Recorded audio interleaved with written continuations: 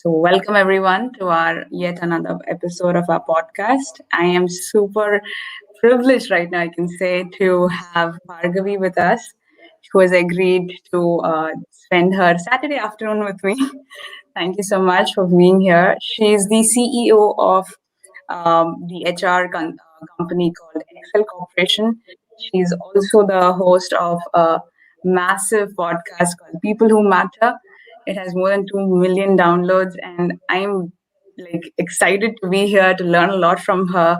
And hopefully, you'll get to learn a lot more as you listen to the episode. Thank you for joining us, Bhargavi. Thank you, Julian. Thank you so much, first of all, for providing a platform like this for a lot of women to come and share their stories. And like you rightly said, to inspire more women to probably get back to workforce. That's been like a mission of me and my company. So we are an all-woman HR consulting company. I think you missed that in the introduction, and I thought I should add it here. So it makes it even more relevant that we talk about these kind of issues. And yeah, I mean, nowadays, Saturdays, Fridays, Thursdays, they're all the same these days. So I'm just glad that I'm contributing in some way or the other, sitting comfortably at home here. I hope everyone's safe and keeping well wherever they are. Yeah. Thank you for mentioning that. And like, I would like to learn a lot more about you. How did you start this journey? So just could you introduce yourself to our listeners? What Sure. is it? Yeah. All right, so I'm trying to keep it as brief as possible because when you say journey, suddenly there's like a flashback of 10 years, 12 years of your life that quickly comes like a quick show reel. I'm a big buff of video and audio. I love communication, so I always visualize whatever I want to say or do. So that's what happened just now. But yeah, so we started Excel Corporation. Now it's nearly 11 years ago. The company was started by my father. My father, Mr. Rajaraman Swamy, is a bigger feminist than I am, and he has two daughters. So, hence, he started a company where women can comfortably join work, continue Mhm. working through different life cycle changes. So, when you start out your career as a woman, you have all the support of the family, and then you get Mhm. married. Sometimes you have to relocate, you have to follow the partner at times, or at times there is maternity that comes in the way, and you drop out of work for 5 years, 6 years. Some people never come back. Some people struggle and come back and take lower roles and just try to fit Yeah. in. And the Mhm. last thing is, of course, senior care. A lot of us live with our parents and or in-laws or extended families, and often the care of senior parents comes on the shoulders, very able shoulders of women. Mhm. So because of these life cycle changes, women have 100 reasons why they are not able to succeed or not able to progress beyond the first 5 years of their career. So my father Mhm. saw it very early, and he decided that he should start a company which is all women, except for him, of course, and which supports women from not just cities, but our company employs women from marginal sectors, tier 2, tier 3. So Mhm. 10% of our recruitment for our own company has always Mhm. been from towns and villages. Wow. Even girls who are not able to operate computers, who are not able to talk in English. So we Mhm. are a Bangalore-based, Bangalore head office company, and then we Mhm. spread our wings to Chennai and then Mumbai. We Mhm. had a very, very nice office in all these locations until COVID happened. And right now, of course, we're all completely virtual, and our Mhm. Bangalore head office, of course, remains. So yeah, I Mhm. mean, our company has been trying to not only provide HR, I mean, cutting edge HR consulting services, not just in Mhm. recruitment. We also do something called virtual HR services, which is like Mhm. outsourcing the HR work of startups who can't afford a full time HR team. We Mhm. outsource that work. We become their, HR, and we represent them in different forums and different platforms for them. So that's what we do. And then, of course, we have training programs like future skill development for the youngsters between the age groups. I'm starting at the age group of 13, 14, because we feel that's where your decision making is extremely critical when you're a teenager, right? Your Yeah. future sometimes is dependent on the decisions or the exposure you have as a kid. A Yeah. lot of us grew up with only family who are engineers and doctors and lawyers. We didn't really know social media influencers growing up. There was no social media. Let's be Not at fair. all. There was no Yeah. social media, but we didn't know about careers which were like advertising, or we didn't know about careers which are biotechnology Yes. or space. And you had very Mm, few people who you knew in your circles, right? But today's mm, world is very different because social media, internet has really opened it up. So we want to help young adults. We won't even call them kids anymore. Young adults channel their minds, get exposed to the opportunities out there, understand mhm, what is required. And if somebody wants to be their own startup and their own entrepreneur, something which we love, we are. we'd love to encourage that in youngsters as well. So that's what the training program does. And yeah, so on and so forth. We do 100 other things, but yeah, this is the primary of what Excel and I do with it. I joined Wonderful. the company around 9.5, 10 years ago. Mhm. Um, it's a family business. It's very easy. Usually, the entire family is involved, one way or the other. It's just a matter of permanence. Like, is it just a stopover for you for 6 months because it's a summer break or you're waiting for a job offer letter? Or is it a full time commitment you want to do for the company? In my Mhm. case, I actually had started up a smaller company which was into media communication. We were producing documentaries, short films. Oh, So oh, my wow. background is a mass comm background first and then a HR background. So I did my master's from Simbi, and it was in films and television and communication and content. That's where I excelled in. So I joined Excel Corporation more from, okay, pocket money. I'll be working on the marketing and branding of the company. So I'll build the brand story. And HR companies having a brand is not very common. It's a, That, it's a lesser known industry. It's not very, what do I say, cool or yeah. sexy industry to say, oh my God, look at my product, because it's a service. So you have to very intelligently build a brand around that, brand story around it. So Mhm. to fund my dream of having a documentary short film company, which was also doing corporate films, I had to work here so I could get some money so I could fund my dream, which is the other one.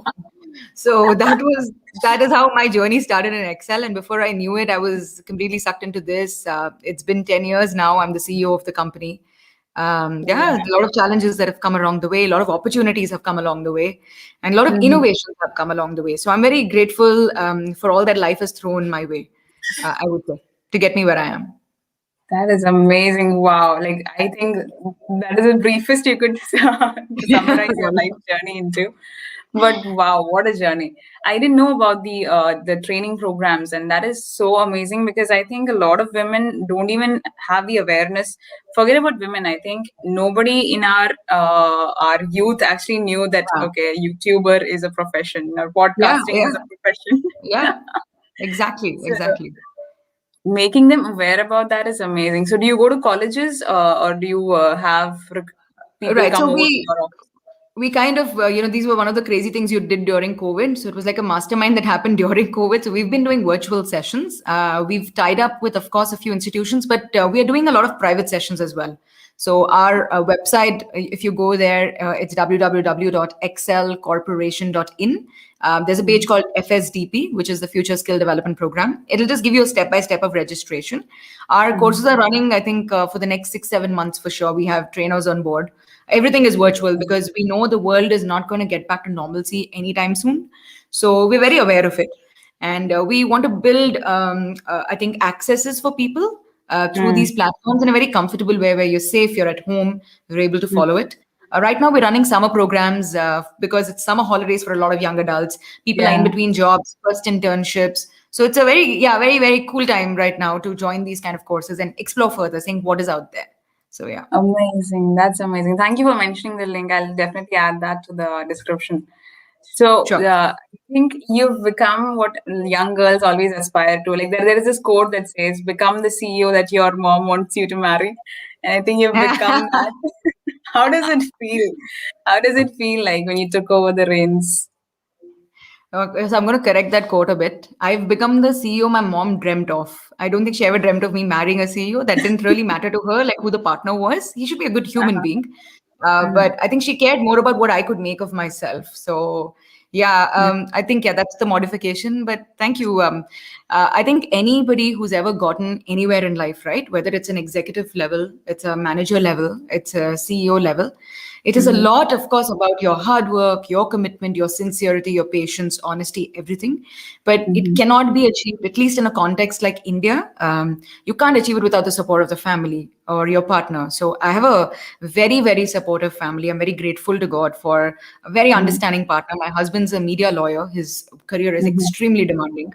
Mhm. He is somebody who's like constantly, on the move, on the call, and things like that. So, despite that, he's been an equal partner in the marriage, which is brilliant for me. Mhm. And my extended family, my in-laws, my parents, they're extremely supportive. They're very proud people. So I think when girls achieve, right, you have very proud families behind them. When a girl Mhm. achieves, a girl soars, you know that Mhm. she has gotten this far because of a lot of love, a lot of blind faith in her, and a lot of support of the family behind her. So I think my CEO story is no different. I'm very blessed to have a great family, but I would definitely credit myself for the hard work, the innovation, opportunity, seeing an opportunity and seizing it. I think that's very important.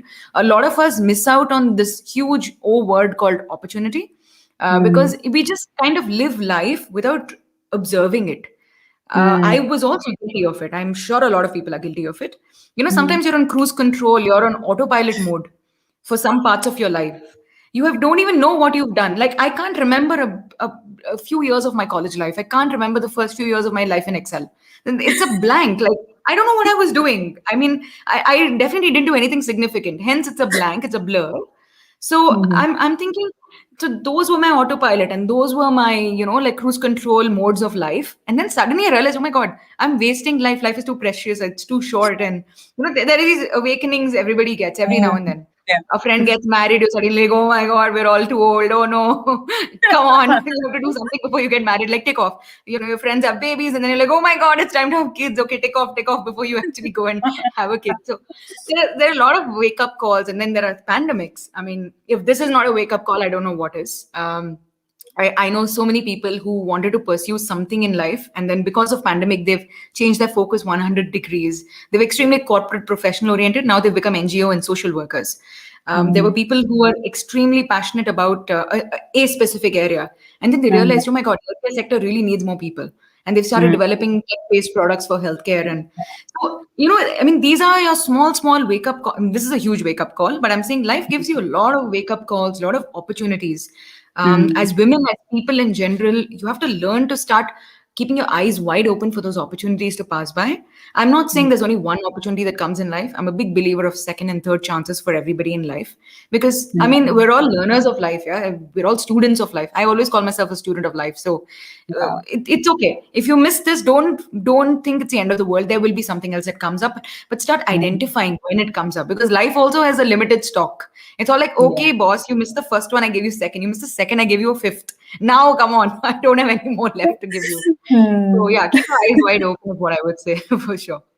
Nice, that's amazing. And there were so many key takeaways in just one of those answers. Brilliant.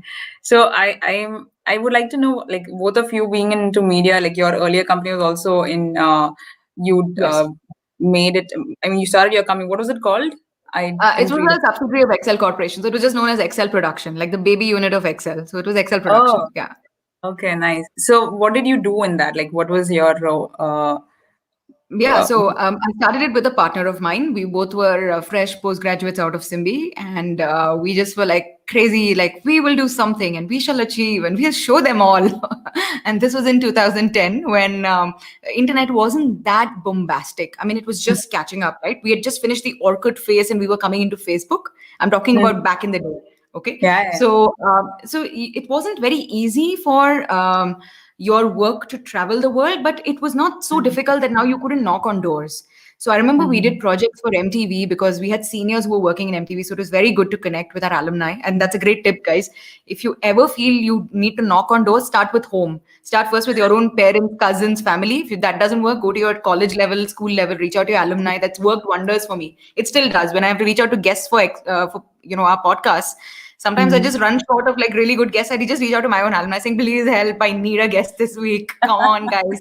And now, luckily, the podcast is a brand now. So they feel very privileged to come onto it. So I'm happy about that. But I've begged a lot as well. So it's okay.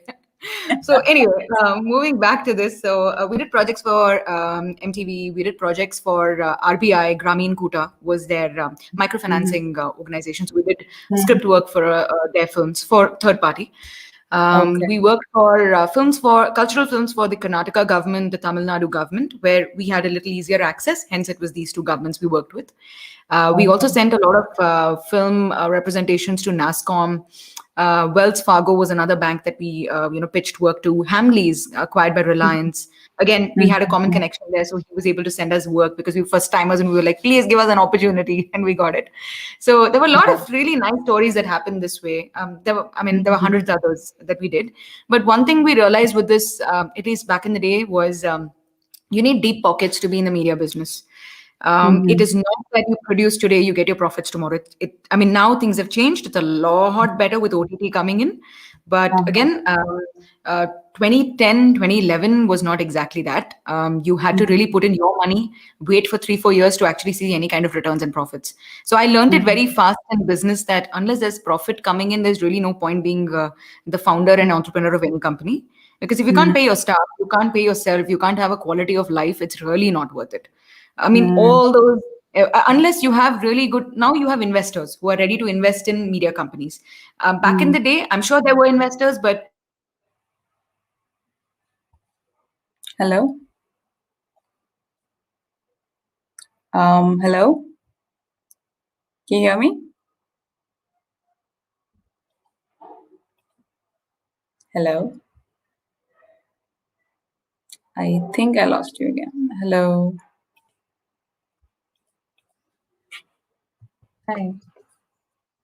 I think I lost you. Hello?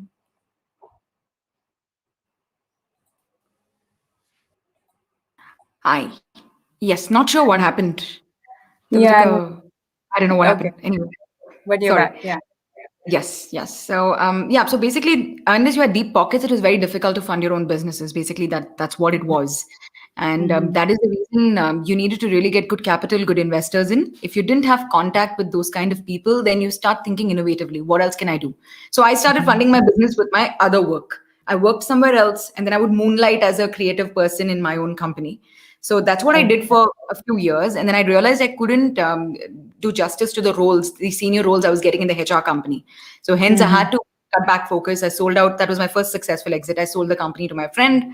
I got out and then I just continued with Excel Corporation. But that creative bug never kept quiet. It never died. Hence, I think podcast was basically a cry for help through that, for sure.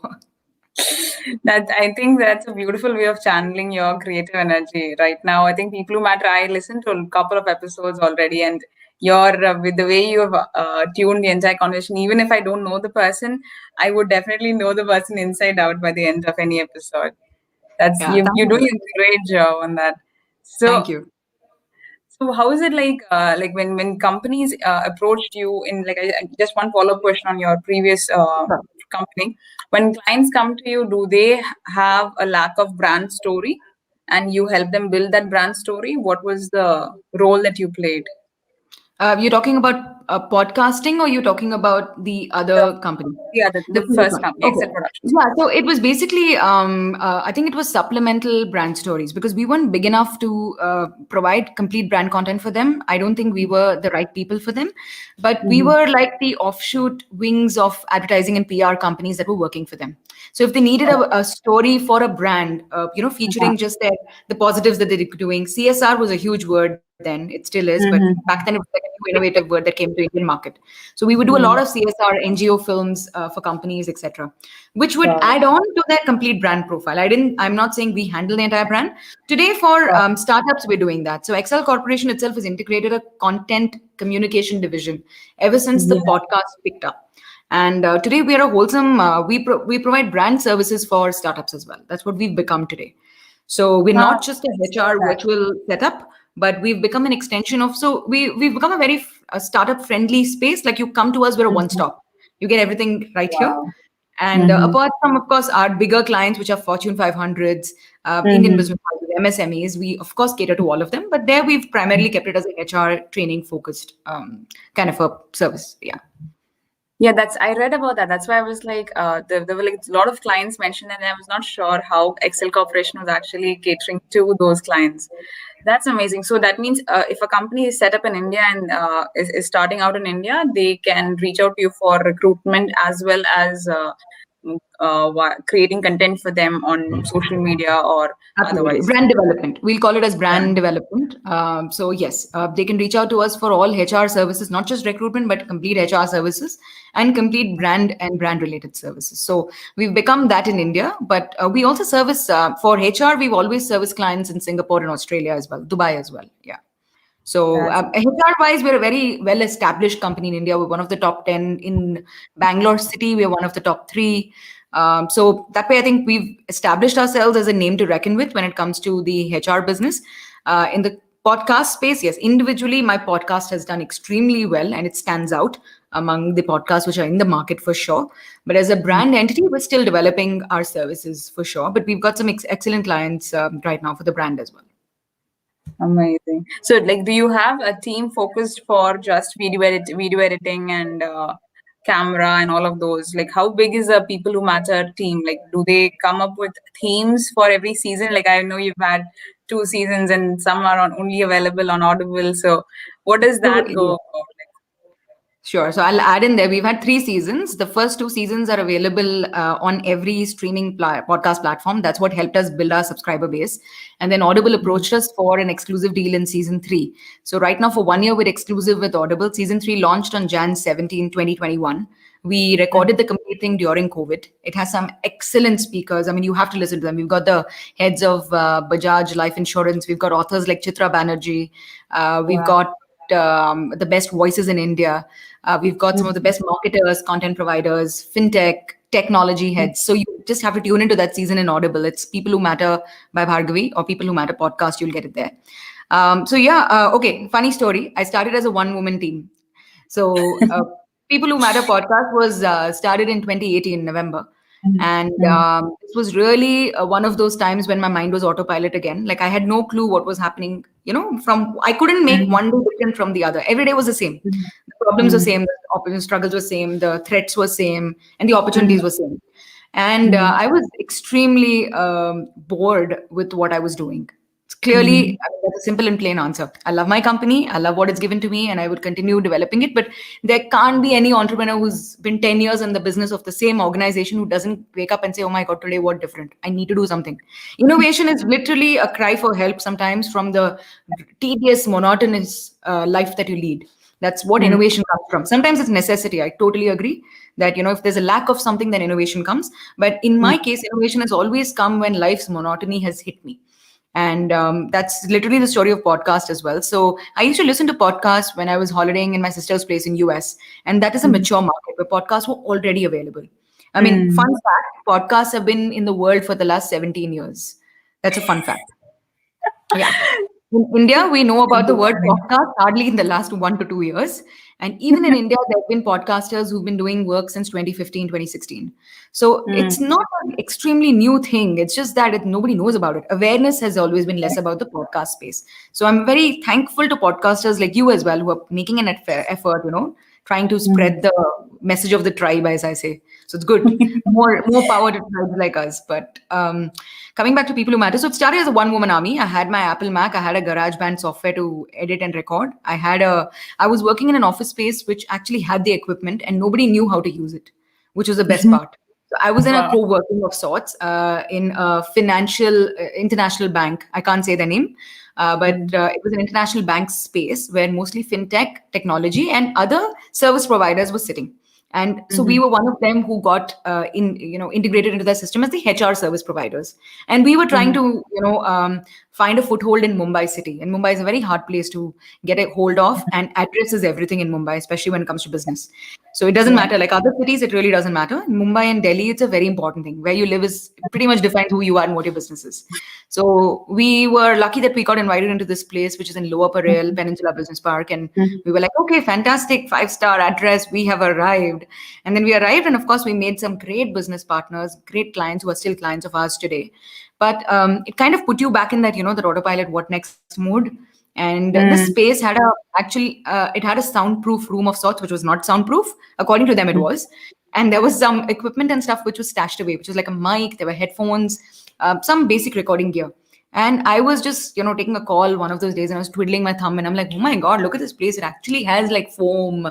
Oh my God, this actually has like some noise. So, the media, the creative Kida in me, it suddenly was like alive and kicking, like, oh my God, what is this place? First time I'm looking at it. I've stared at the same wall for 8 months, and I didn't realize that. And until that one aha moment, the eureka moment that came to me. And then I'm like, oh, okay, this is a fantastic space. I must use it. And that's how my journey into podcasting started. So before People Who Matter, I did a radio show for a friend's company, which is an international music company based in Kerala. And these guys they help indie artists to be found. And they were looking for a radio show. It was actually going to be a radio show. And they wanted it to be continuous for a period of 5-6 months. And I was just like randomly anyway bored and reaching out, and I constantly keep in touch with what's happening in the creative scene. So when I heard it's a Mhm. startup, so it ticks all my boxes. It was like startup, it was tech driven, it was Mhm. music, which I love. So I'm like, oh, perfect. I mean, and they approached me, so I was like, why not? Let's like do something for you. So I made a travel Mhm. show for them from a 2 by 2 room, which took Wow. people around the world just with me sitting in my studio. It was super fun. I used to Wow. record it after my office hours. So it was after 7:38 in the night. I would stay back in Uh-huh. the office, do my show for 1 hour, and then I would Mhm. like carry on with the rest of my night. So in Bombay, even 9 o'clock is known as evening. It is still, oh, how's your evening going, right? So it's not, and what was in Bangalore, like, okay, good night, sorry we disturbed you at 9 p.m. And you're like, what are you saying? I'm out. I'm like, I'm having my evening now. So yeah, Mhm. basically, so the culture helped that Bombay sleeps late, so it was good for me. So anyway, my meeting, my social life would start after 1 more hour. So I had that time to, fill it up with a radio show. It was called Escape with Bhargavi. It's still available as a Definitely gonna podcast. check it out. Yeah, so you should go check it out. It's real fun. I had super Yeah. fun making it. So that was like my practice test. Like after 6 years, I was back on a mic. I didn't do any voiceovers. I didn't do any films in that 6 year period. And so for me, I had to relearn everything, like my voice Mhm. modulation, volume, editing. How fast could I do it? How slow am I at it? So these things were very important for me to pick up Mhm. again. So I think the show really helped me experiment. Once I got done with this, I'm like, okay, I can launch a podcast. Like, this is not bad. I've done this. So I did it for 6 months with the radio show. And then I was like, November 2018, I was like, let's start a podcast. I did my research on how to start up. We had literally no material about it in India. And everything that I know, even today, a lot of material that you have is all US oriented or Dubai oriented. You don't have indigenous native Mhm. Indian material for it. So here's where I'm Mhm. plugging in another marketing thing, which I'm now famous for. I have recently authored a book, which is like a beginner's guide to podcasting. So it Wow. is going to be published in a month, and soon it'll be available to everyone. So it's from an Indian perspective, and it's from a first person account. So all my mistakes, my journey, and Mhm. all the good things that happen, all the bad things that happen that you can avoid as a podcaster, and use Mhm. podcasting to earn money as well. I think that is the aim of the book. Mhm. Not just take it up as Oh. a hobby, but please make Mhm. it as a skill that you can, monetize out of. I think today that's very important. If people are Mhm. spending any kind of time, even on TikTok, they're looking to become influencers and they're looking to earn some money out of it. So anyone, Mhm. anywhere, of course, we believe in a social cause. We want to provide the messaging for free, but I think you will only stick your neck out in the game if there's some monetary value attached to it. So hence, I Mhm. think podcasting is the next big thing. Audio is the next big thing, guys. Clubhouse is here. I don't have to say more. Maybe. So people are really, even the elitist people are now going back to saying, "Oh my God, I'm on Clubhouse. It's so cool. I'm invited to a private room," and you're like, "Haha, welcome back to audio. Good for podcasters, like guys." So I'm really happy, and it's the age of audio for sure. So I think good things Mhm. are out there for all of us. So People Who Matter started as a one-person army, and because I was trained in editing and everything else, it became super easy. So in my book, I actually share lessons of how you can do it on your own and Wow. share very useful Right. websites which helped me, which I didn't know. Like there was a transcription website. I had to Mhm. transcribe a 25-minute podcast and it was hell. And I hired interns to do it for me because I'm like, I can't do this, boss. I have to run a company. So somebody has to be there to do the grunt work. And I'm like, please, intern, please. I mean, there's an opportunity of a lifetime. Come on, do it. So I really sold it to them. And Mhm. they did a fab job. They're also mentioned in the book, and they became like my next team. So they were more. I hired people more to market the podcast because I knew I can edit it and I can present it. But Mhm. how do you make people aware of what is podcast? Right, that is a Mhm. challenge forever. Like I started with my own family. I asked my parents, "Do you know what a podcast is?" And they just stared at me like, is it another thing that you're Right. doing? And I'm like, yes, it is the next new thing that I'm doing. It's true. So I was the first person podcaster of my like family, extended family, friends circle. Nobody knew about podcasting in India. So I actually, Mhm. with my team, we started making these really small snippets. Like now Uh-huh. Insta Reels has come, but it was a Yeah. Reels of the time. We made 15, 30-second small snippet videos. We would put it out as posts and stories everywhere on what is a Mhm. podcast, and they were in multilingual things. So it was like in Tamil, Telugu, Bengali, Punjabi, Bhojpuri, Hindi, Oh. English. It's there. It's there on Nice. our. If you go to my Instagram and my Twitter feed, which is Uh, Bhargavi86, if you go there and see it, you'll find the entire wall covered with those posts that we put up in 2, 3 years back now. It was super fun. We had a wow. lot of fun making them, and it's real Mhm. fun. Like it's like chota packet, bada dhamaka, and it's cute catch things like that we put up, so people get Wow. attracted to what is a podcast. At least they have some what do I say, recall value, and Mhm. start listening to different podcasts. Hmm. Yeah, so that was People Who Matter ka story. But season three, we definitely I hired professional editors because we were tying up with a bigger platform. We were providing to a worldwide release. So Hmm. one advantage of People Who Matter was it's always a worldwide show. It's never been an India show because getting 2 million downloads in India is impossible. We don't have that kind of a listenership. We don't have that kind of culture Oh, of podcast yeah. listening in India. Though, as per data, it's 43 million people in India tune into podcasts now, apparently. I am not sure how long they stick onto a show. Like if it's a 15-minute show, Hmm. I don't know if they're Hmm. listening to just your intro and tuning off, or are they listening to 5 minutes and tuning off, or 20 minutes. We don't have that kind of data and statistics yet to point out and say this is the drop area. This is where they pick it Hmm. up. Unlike mature markets. So most of my listenership, of course, big chunk of it came from India because it was about Indian founders, Indian businesses, Indian startups. But it Hmm. was also very interesting for people who are looking to invest in India. India is a great marketplace right now. Yeah. Everybody's looking to invest in India. They want a skin in the game in the Indian big story. Hmm. So my listenership is also extremely large in US and Canada, Australia, Dubai, Singapore. These also build the remaining 49% of my listenership.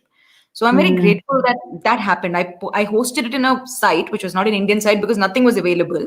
So Hmm.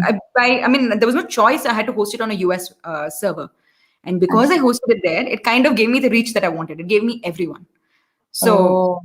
that was a story of success that Hmm. happened to me. And today it's a lot different. I think there are a lot of good content in India. A podcast is going regional. We have some very successful regional podcasts in Hmm. Hindi, Tamil, Telugu, Oh. Bengali, Bhojpuri. I mean, they're really fun podcasts. I listen to a couple of them because I'm a linguist. I've grown up in different parts of India. So I can understand a lot of languages and a bit of abroad. So I listen to certain shows just to better my show as well. It's Hmm. research. Everything is research now. So you listen to it and you're like, what is out there? Oh, wow. Okay, I can do something else. So we went Hmm. one step further from People Who Matter. Now we produce podcasts for brands. So now, like I said, we're a brand solutions team for companies. So Yeah. we make tailor-made podcasts for brands. So if you're like a fitness brand, I'm making a fitness podcast for you. If you're a sports brand, I'm making a sports podcast for you. So that's what Oh. we've now gotten to do. And we've shown it with our own success story. I didn't have to take someone else's money and build a brand out of it. I did it in my own company, my brand. So that Yeah. kind of is my MVP. It's like, look at it. My MVP is ready. I've succeeded. This is the amount I've turned over because at the end of the day, I'm an entrepreneur. That has to Yeah. kick in. The business sense, the ROI has to kick in.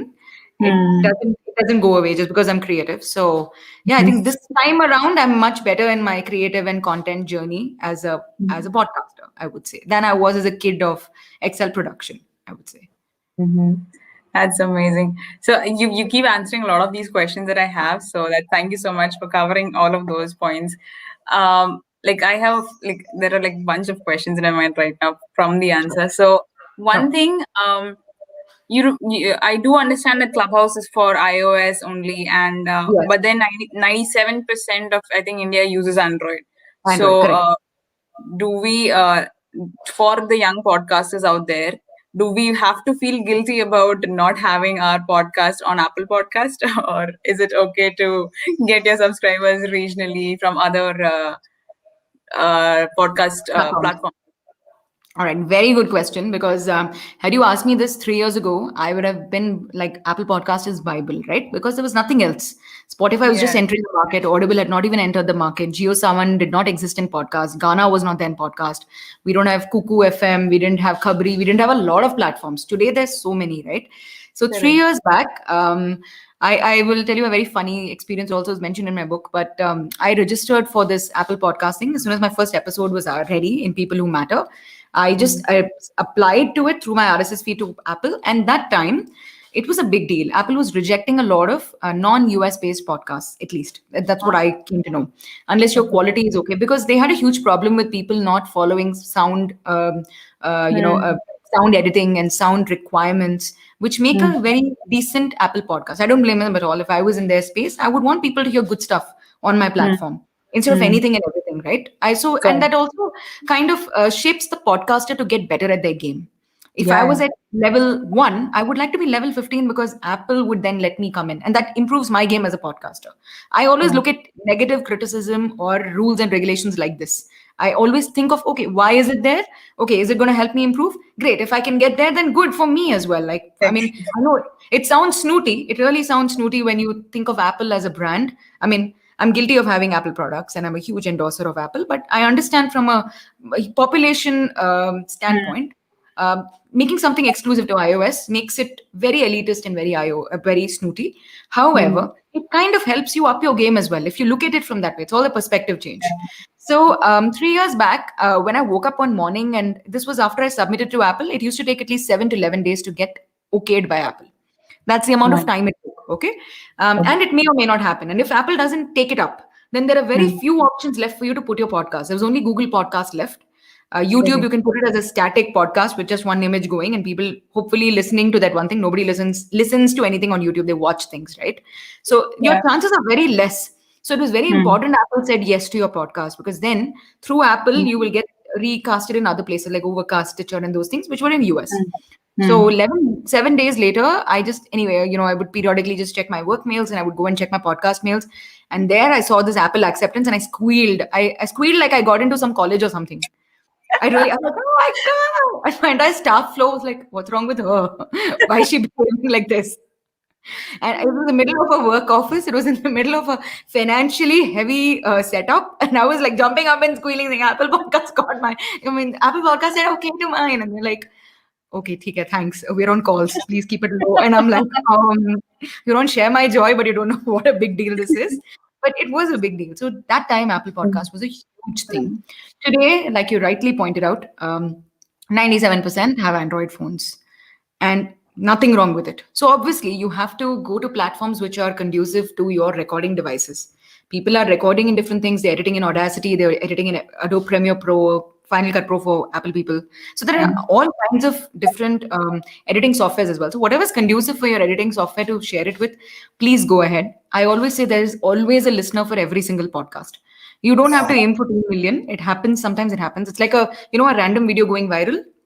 yeah. So it's like that. So, I mean, I'm not saying this is that. It took me 3 years Mm, to get here. So it's a lot of hard work, sweat, moonlighting as a podcaster. I did a lot of that. But I'm just mm, saying, if you are a podcaster, start with only because of passion. Don't start because of anything else. Because like mm, you have to come every Saturday and put out a show out there. You have to yeah. sacrifice yours. So you're inviting a guest only one Saturday of their life, but this is every Saturday of your life. So you have to be committed. You have to be consistent as a podcaster. If you can't do that every time you have promised your people that there's a show coming out, there's Mm, really no point being a podcaster, is what I would say. So if you have a platform which is conducive to your device and your software that you're using, please go ahead and use it. Now there is really no difference between this platform and that platform. Apple used to be mm, the gold standard. Somewhere I feel maybe I'm an older school of podcaster now. It's just been 3 years, but I've become an old school myself. So I mean, for me, it became gold standard. And Apple mm. rated my podcast as 5 on 5 within the first 1 month of release. We just put up 2 episodes. We only used to do, thank you, thank you. I'm very proud of that. All the other awards as a CEO I get, it's cool. Thank you for that. But this is like hard work. It's like Yeah. it comes from a very deep place. So when they gave me a 5 on 5 in 1 month of podcasting, that That's was huge. my real validation that I'm a podcaster. Like my content is good, people are listening, not just in India, but in mature podcasting markets. That was Mm, very important to me, because in a new market, no, anything you give, it'll be like yeah. accepted sometimes, because you Correct. don't know any better. You've not seen anything Mm, else. Now, correct. if Correct. in a mature market, your podcast is able to establish itself as a game changer, and people from there are Correct. writing in and saying, hey, I listened to your podcast. It's really good. Yeah. I mean, I can't believe you're a first time podcaster. These were the kind of reviews and feedbacks I used to get. And I was like, oh, Wow. day is made. Life is made. This is the best day of my life. It still is. I mean, even now, when I get a positive comment, I'm over the moon. Mm. Like that whole day, I'll be having this huge smile on my face. My husband, like, you look creepy. And I'm like, I don't care. I got a great review. Today is my day. So, Mm. yeah, it's basically that. Mm. So, just like a curiosity, have you ever felt autopilot after starting People Who Matter? No, I take seasonal breaks because of that. I knew I will get into an autopilot if I do like 100 episodes continuously, which is what is suggested as a podcaster. They say a podcaster Mm. builds their subscriber base only after crossing continuously, 1 to 50, 50 to 100, 100 to 200. I feel in a Mm. non-fiction podcast like mine is, which is like a interview style, which is more like a talk show, Mm. and it's like a value add and it's entertainment, because in season 3, just to put Mm. it out there, we have a never have I ever section with our guests, which is super fun. They spill the secrets that they've never done before on a very proper public platform, which is a lot of fun. We also have Mm, something called the mantras of success, where they actually point out just three mantras you might they've adopted, which might help you to mm, probably overcome whatever you're going through and get successful. So the format also has to change for you to not mhm, be on an autopilot. And forget about you; it's your listener, right? They can't be like, "Oh, she's back again," or "She's going to do the same thing," and what is the big deal, right? So mm, I mm, always listen to any podcast as a listener, including mine. If I am mhm, getting bored in the edit, I'm like, this is not going to work, trash the episode. Like, just be indifferent to it and trash it, because if you can't enjoy it as a mhm, listener, trust me, nobody else mhm. is duty bound to love your podcast. Nobody else, except for maybe your mom and dad, out of like, oh my god, I gave birth to this one, might have to listen to its podcast. Only because of that they might go and like and review and share. But Mm, nobody else is duty bound to listen to your podcast, including your boyfriends, girlfriends, partners. They'll be like, please babe, no, not this. So unless you are able to enjoy your content, please don't put it out there. Nobody else is going to enjoy it. So that's Got my strict advice to anybody who puts it. So I take seasonal breaks. Coming back to it, so I've already only done 29 episodes. That's it. it. People Who Matter only has 29 episodes, so it's an easy Got listen. It's not like, oh my god, there's so much to catch up on, and you can pick and choose. There are different topics. Each mm, topic addresses something that I thought was a concern. So as a HR mm, person, I used to hear a lot of these queries on my HR handles, where people would write to me on LinkedIn on Bhargavi Swami, and they'd be like, "Ma'am, I'm not getting a job. What are the skill sets required for an actual person to succeed in an interview? My English is really weak. How do I succeed? Or I mm, want to make a career in marketing, but how do I get there? Or what are the mm, new opportunities in tech? What are the kind of startups I should look at? I'm from mm, a small town. How do I feel very, I feel very small when it comes to a lot of my colleagues from the other spaces. How do I build my confidence? These are very real problems of people. And mm, People Who Matter literally started to tell everybody, you mm, may be a CEO, you might be just a peon in a company, or you might be an aspirant intern anywhere. It's for you. You matter. That's what the show is about. People who matter are literally, for me, people you matter. And mm, for you guys, whatever your problems are, listen to this episode, it might give you an answer. Listen to their story, it might help you out. Listen to my story, it might help you out too. So there's mm, something for everyone in People Who Matter. It's just 29 episodes. So I keep it that way because I enjoy short content. I also mm, don't want a lengthy thing which never ends. I mean, opposite to that is a story. Now, there are a lot of podcasts which are retelling the Mahabharata, retelling Bhagavad mm. Gita, or adapting it to real life, retelling the Ramayana. Now, these podcasts can't be short because obviously these are epics. You have to have Yeah. 100, 200, 800,000 episodes. So for me, those Mm, kind of podcasts having that kind of a timeline consistency works better. Compared to mm, a non-fiction podcast trying to have 100 episodes, I'm sure somewhere the podcaster will sound repetitive, monotonous. There aren't 100 selves to mm. yourself. I mean, I'm a Right. Gemini. I think there are 20 people inside me. Even I can get exhausted after 20 episodes. So for people who are not Geminis, God help you. I don't know how you're doing it for 100 episodes. So God. Thank you. Thank you for that. So I just want to know a little about your HR recruitment part. One question that I had was, does your company make use of ATS, or do you use AI in any way to filter the amount of resumes that flow in for a particular domain or industry? How does that process go by? okay, so we started out as a HR consulting firm when things were still traditional, very manual in terms of how you source resumes. Yes, in the last 6 years, we've changed. We moved to an ATS and an AI model, but we do a third party through it. So we don't really have our own app. We didn't want to Mm-hmm. invest in one because there were already so many in the market. So we Mm-hmm. use that to kind of filter the first process. But however, I would say we work on very niche requirements. As a recruitment company, we don't work for 100 openings. Let me be clear, we don't do bulk hirings at all. So if anybody is looking to connect with us, it's actually for positions you're not able to close. So we are always the nth hour consulting company that they come to. They've tried Mm-hmm. something for 6 months, 8 months, 10 months, it's not happening. Go to Excel Corporation, it'll happen within 15 days. That is our Wow. client review. That is how we are. So Mm-hmm. that's the kind of business model we built because we don't want to become another Naukri monster. Times is enough for that. There are enough Mm-hmm. people in the market for that, and there are a lot of companies who invested in AI, ATS, in human resources and not seen success either. See, human Mm-hmm. resources is about human touch points, and that is one basic core value of the business that a lot of people miss. Unless your first points of contact for any company, right, are the human resource executives of a consulting firm. We are the brand ambassadors for a client. If my Mm-hmm. client is XYZ, And most clients are not Tata Birlas. Not everybody's brand is brilliantly known outside, unless they, start building their brand story. That's a secondary thing. So we are the Yeah. first people who tell people about your brand. So we should be convinced that I'm working for an ethically sound company. It's a company that's not going to shut down tomorrow. Now, Mm, my hygiene check for my client is very important. That's how mm, I work as a consultant, because somebody's career is in my hands.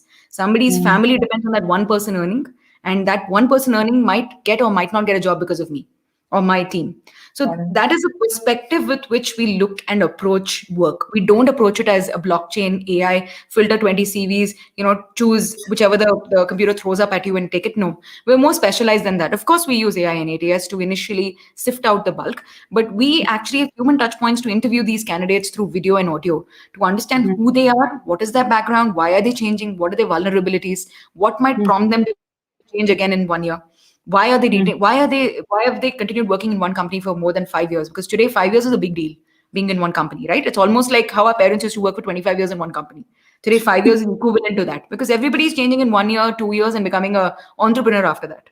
So nobody Yeah. really wants to work for anyone anymore unless situations like COVID make you realize how important money and salary is, and then you come Mm, back and you're ready to work anywhere. So I think it's a full circle that comes. But as a company, we've still not given up the core human touch point values, which is very essential for our kind of business. And that is mm, what is created. I mean, that is what has given us success because we're able to customize a candidate for a company's requirement. And today, mm. the more tech driven the company is, the lesser AI related candidates you can give them because they themselves can create, apps and models and sifters to go through and find these 10 CVs. It's not difficult at all. Why do they have to come to me? They have to come Got to me because I provide that extra expertise which they lack. So it. yes, that's Mm. the way. Amazing. So, all through these 10 years and the 3 years of People Who Matter, if you were to name your top three challenges, uh, especially now that we had a pandemic in between, I understand that, Yeah. but Oh my God. if you, Yeah. Challenges. So every day is a challenge. There's no top three. But okay, highlight points. I would say opportunities. I wouldn't even call them challenge because what we do with the opportunity is up to us, but at least seeing them as opportunity and game changers and business shifters. So 2010, the year I got out, was two mm, years after the biggest recession India had 2008. And then 2010 was just as bad because market was just opening up, but there weren't enough jobs in the market for everyone.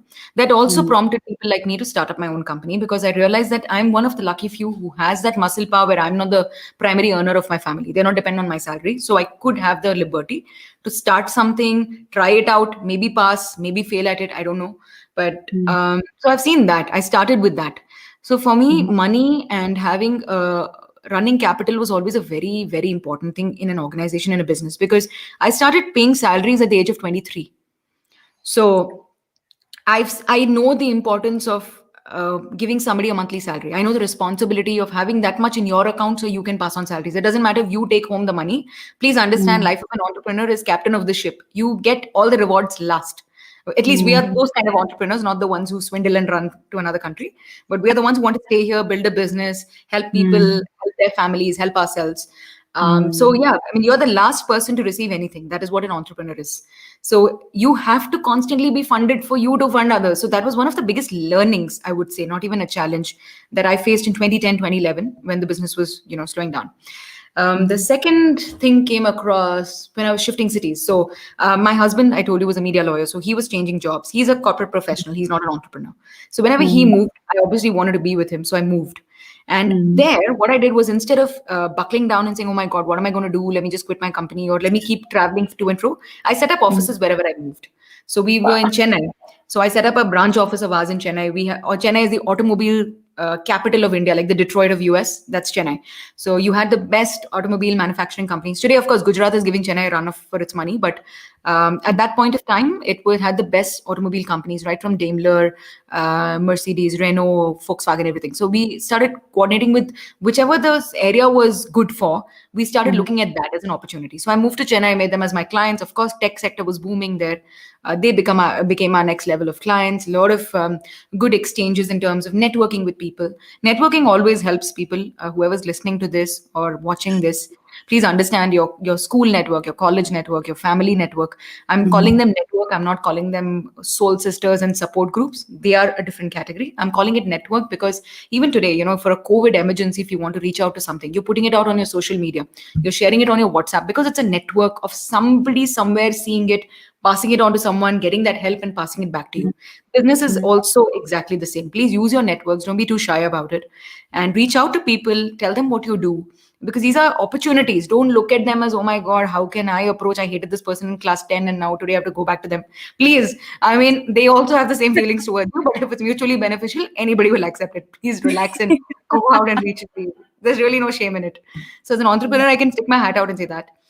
The last, of course, the most recent challenge was, of course, the COVID pandemic. It's crazy. Mhm. Luckily, we were an all-woman company, so we went virtual 5 years ago because a lot of our staff could not come to office. Bangalore became a traffic hub spot. It is infamous for it till COVID happened. So people couldn't Mhm. reach our offices without 2 hours of travel, which was crazy amount of time lost. Plus, they're Yeah. also homemakers, so they're taking care of a family, they're raising kids, they have elder care. So we were like, please don't take tension about commute of all the things. We'll give you a Mhm. laptop, we'll give you the internet connection, work from home. And we started working from home 5 6 years ago. So that Wow. way it was a smooth ride. It wasn't much. Only thing, I'm sorry, I was not going to office. I was going to office till that last point of time. But the minute Mhm. I stopped, I also realized that now my clients are also okay for meetings. Earlier, we had to Mhm. travel from one point to another point, which is 40 kilometers away, just to sign papers. This was reality of not just me, all businesses in India, especially if you're the CEO, the entrepreneur, they want to see your face before they sign on documents. It's some kind of surety, trust issues we have as a country, for sure. COVID has changed that trust issue into do it as long as you have a digital signature which is recognized, that's more than enough. Let's just do the business on that. I don't care if you can't physically, don't come. If you have COVID, please don't come. I'll get it, my family will get it. So please relax.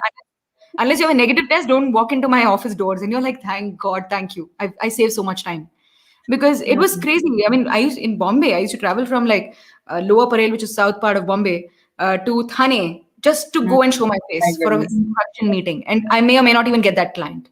It was just Mm. a fact. I think it was such a waste, colossal waste of time. So I'm so happy that the world has moved on.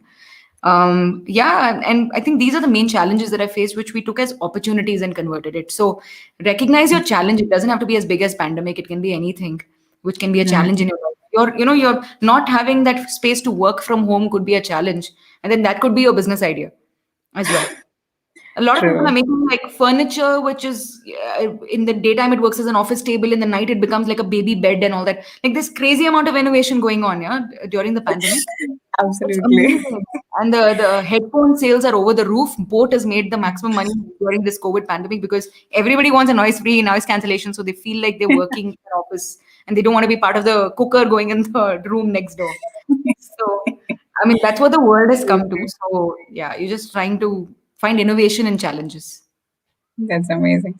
Thank you for sharing those points. I mean, every challenge is something that you get to learn from. So that's amazing. And if you were to give any 2 cents to an entrepreneur or a woman who is hesitant to start her own company or her own idea, what would be that?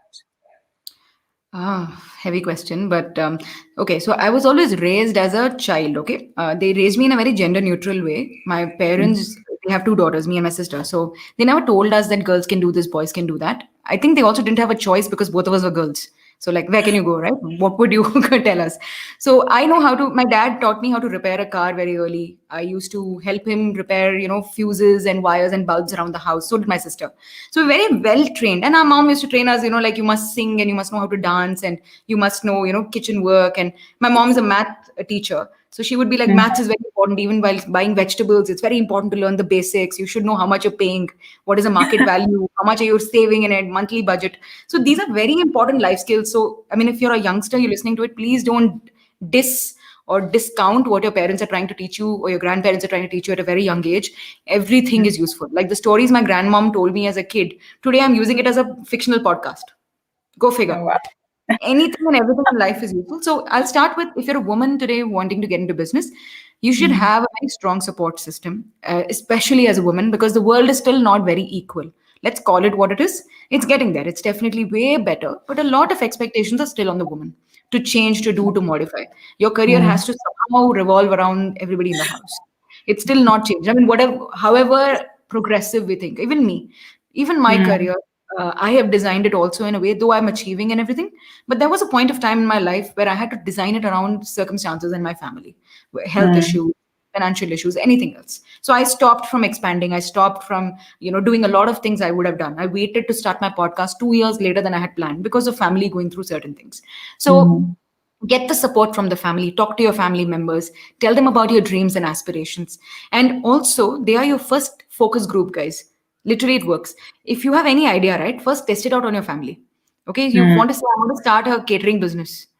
Test it out on your family. They will be the people who ask you all the right questions. How much will you price it? Do you know what the price of wheat and atta and rice and dal is? Do you know what your distribution will be like? And your family will also become your first word of mouth for anything that mm, you do. Whether it's a tech mm. product you're developing, whether it's a atta maker you're developing, a baking company or a gifting company, handmade gifts, cards.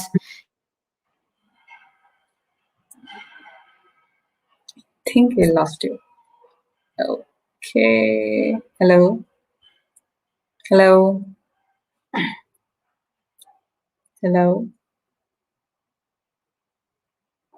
Hello.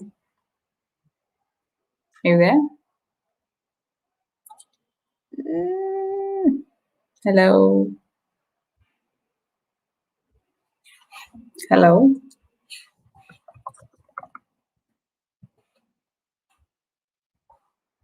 Hello.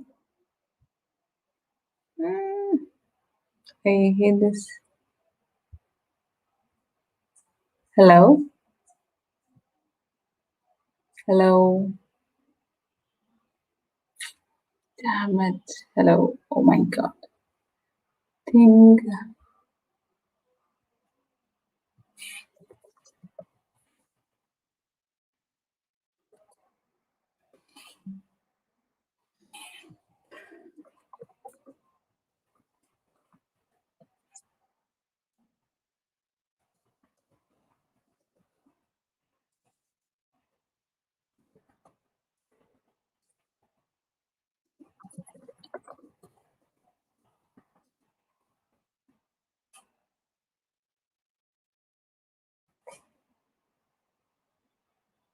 Hello.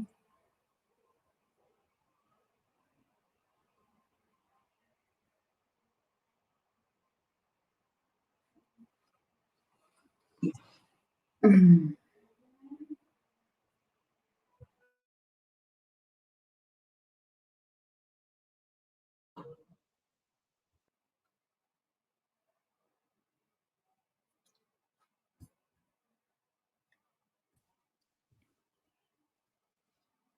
hello.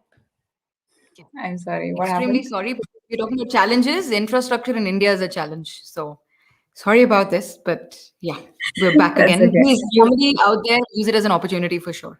Thank you. Yeah, you were talking about making a family a focus group for the question Yes, of how right. sense. Absolutely. I think your family, one is they become your first focus group, they're your first test group, your first batch of anything you made. Ask them to rate it, review it, let them, spread the word. They hate it, they love it. Their feedback is very important, very constructive. And also, this is like free, you're getting the advice of a team member. It's like that. It's you Mm, don't even have to hire people. Just please use the help which is around the house and make a business, start a business, and only hire when you can pay is my constant advice, constant say to anyone. mm, Don't overpromise, underdeliver. So take it 2 3 months into what you can do on your own, or if you get an investor backing, or if you have a partnership, somebody who's equally like-minded like you, does not need the money immediately, can both of you can invest a bit and then come together mm, as partners and then build something. I think that is fantastic. But your family is your first people network, rally group, marketing group, test group, review group, criticism group, everything all combined together. So for women out there, start getting the support of your family. Secondly, set very realistic expectations for yourself. I was interviewing this amazing gentleman. He was the former CEO of Money Control. And then he started a company called Markets Mojo, Mr. Mohit Batra. He told me, so when mm, people who matter, it's there. So he told me a fantastic thing. He said, any startup, right, the first 5 years are very important. That will really determine whether the entrepreneur will continue with that startup or not. If you cross that 5 year mark, it's like a relationship. If you cross the first 7 year mark, then it's a Hmm. relationship mostly for life. Most often, that's what happens. Or a friendship for life, it becomes like that. Same with a startup. If you cross the first 5 years of a startup, success, failure, challenges, everything you take on board, and you still are afloat and you're somehow monetizing, you're somehow making money, something is coming in, then it is a startup for life. That means your idea is good, it's viable, it will be there for the future, but you have to keep innovating. Even that basic principle or the basic idea has to innovate. So that is something I think for a startup. Plan your first 5 years very well. When I say plan, I mean one is business model. There are a lot of Google searches that will tell you what a business model is, what you need for it, etc. Secondly, plan your finances for the next 5 years, because as an entrepreneur, right, you can't take the money out of the company before the first. I think personal experience, it takes at least 3 to 4 years before you start making some sort of a good profit that you can take out from a company. You probably pay yourself monthly salaries, that's fine, because you need to run a house too, or you need to just make sure your basic commitments are done. But in terms of profit, what you really started the business was for that cream, which is the profit which you don't get as an employee. That you start making only after the first 2 to 3 years. If you're lucky, you start at the right time. There are very few businesses, I think 0.05% of the businesses will earn and become profitable in the first 6 months. There are many success stories, but I think most, let's be pragmatic. Let's say, okay, we are not part of the lucky few or the ones with that kind of a commitment. I think then 2 3 years for sure. Once you start making your profits, then start investing it into your own business. Like invest into better manpower, invest into better technology partners, invest into better sales, invest into those kind of avenues which will bring you more business, and take of Hmm. course a little share for yourself as well to reward yourself for your good work. But the main thing should always go back into the business so you can build the business for a longevity, for sure. Hmm.